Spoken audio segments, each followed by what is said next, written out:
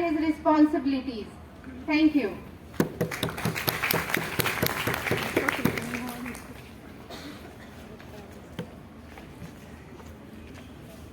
Thank you so much. Good morning, all of you.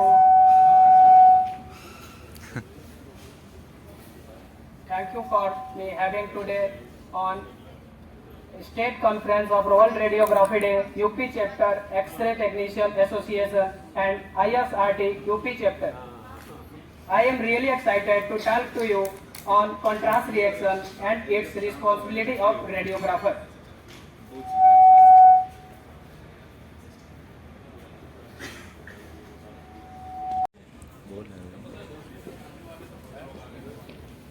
I am telling about your contrast reaction and its responsibility during contrast reaction. I have put forward this presentation to help the medical professional, especially the radiographer, to develop knowledge about contrast reaction and its management and to effectively handle the patient during the contrast reaction. Okay? I have looked forward to see that my presentation leaves positive impact on medical field.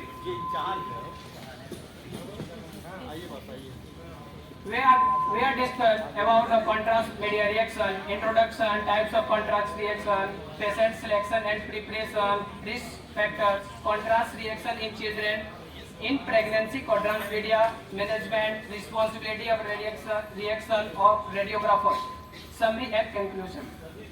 Okay. First of all, I will tell about your introduction.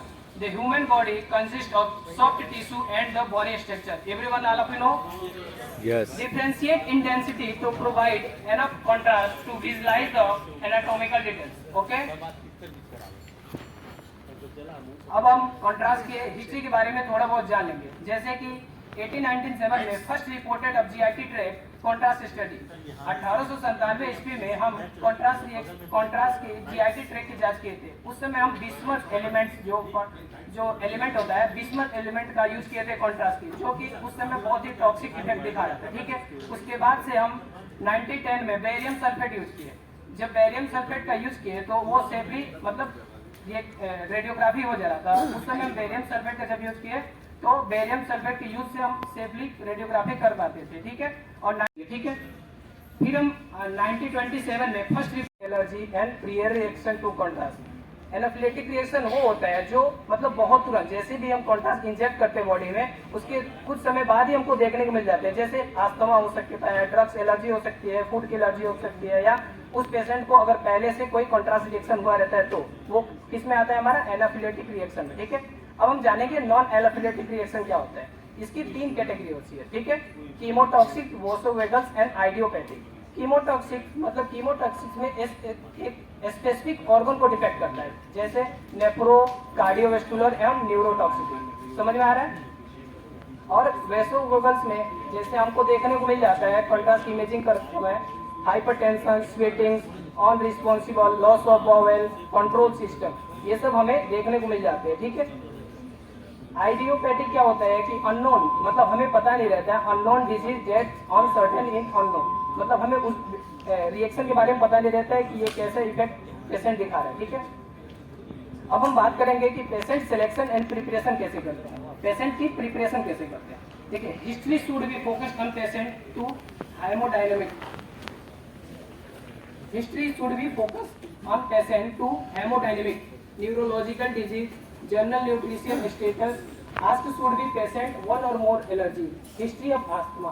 मतलब हम patient की preparation करते समय हम उसके पहले neurological disease के बारे में जानेंगे, जनरल न्यूट्रिशन स्टेटस पूछेंगे, पेशेंट को पूछेंगे कि उससे पहले एलर्जी हुए कि नहीं, अस्थमा के पेशेंट या मतलब जिसको सांस लेने में दिक्कत हो, उस तरह से हम पेशेंट की प्रिपरेशन कर सकते हैं. ओके. अब हम जानेंगे कॉन्ट्रास्ट मीडिया कि इंजेक्ट करते समय रिस्क फैक्टर क्या हो सकते हैं हमारे रेडियोग्राफर के लिए. ठीक है. Previous reaction of contrast, previous reaction of contrast, asthma, allergy, renal disease, diabetes, cardiac status.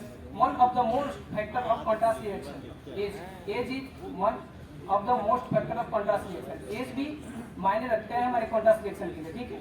Vitals check कर सकते हैं. इस तरह से हम रिस्क फैक्टर ये सभी देखते हैं. ये रिस्क फैक्टर होते हैं हमारे contrast reaction के. Okay.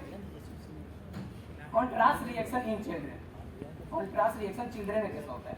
Children's have lower frequency of contrast reaction than adults. Adults के तुलना में चिल्ड्रंस के पास बहुत लोअर फ्रीक्वेंसी होती है कॉन्ट्रास्ट रिएक्शन की। माइल्ड रिएक्शन में भी इंक्लूड जैसे नासा, वोमिटिंग, पॉसिबिलिटी ऑफ एक्स्ट्रावेशन कर सकते हैं लो डोज लेके। Okay, possibilities of radiographer during contrast study and management. How to management of contrast media reaction? Should check previous patient history. Patient history को हमेशा check करना चाहिए। Selection preparation of contrast material, कौन सी contrast material को हम use करने वाले हैं उसकी सिलेक्शन करना चाहिए। प्रिपरेशन ऑफ पॉसिबल रिएक्शन, पहले ही हमें पॉसिबल रिएक्शन होने वाले रिएक्शन के लिए प्रिपरेशन करनी चाहिए। और during mild and moderate reaction, okay, अगर उसके मतलब थोड़े ही एलर्जी या मतलब अगर हमें कुछ एहसास हो रहा है कि हमारे कॉन्ट्रास्ट इनहेंट करने से पेशेंट को कुछ डिफेक्ट हो रहा है, तो हम क्या करेंगे, call for medical assistant. Medical assistant को कॉल करेंगे, मॉनिटर लगाएंगे एंड कंफर्ट पेशेंट को कंफर्ट होने को कहेंगे। ठीक है, must have document and concert, आपके पास डॉक्यूमेंट और कंसर्ट होना चाहिए। ठीक है, पेशेंट के द्वारा। Use emergency drugs. Emergency drugs क्या होता है इसके बारे में आप लोग को जानना होगा, जैसे Avil, Dexa, NS, heparin, dopamine, atropine, Lasix, mannitol. इस तरह से हमारे जो इमरजेंसी ड्रग्स होते हैं इसके बारे में हम लोग को थोड़ा बहुत नॉलेज होना चाहिए, जिससे हम ट्रीटमेंट कर सके, मेडिटेशन कर सके on contrast reaction. Okay, summary with the change in information of consequence in safety reaction से हम लोग बच तो पा रहे हैं, but it is many question, बहुत सारे क्वेश्चन है हमें मतलब हमें परेशान करती रहती है इस रिएक्शन के बारे में। ठीक है, although the contrast agents are widely used with safe outcome and little or no side effect adverse reaction, none of the labs may acquire. They may research and they many progress rapidly.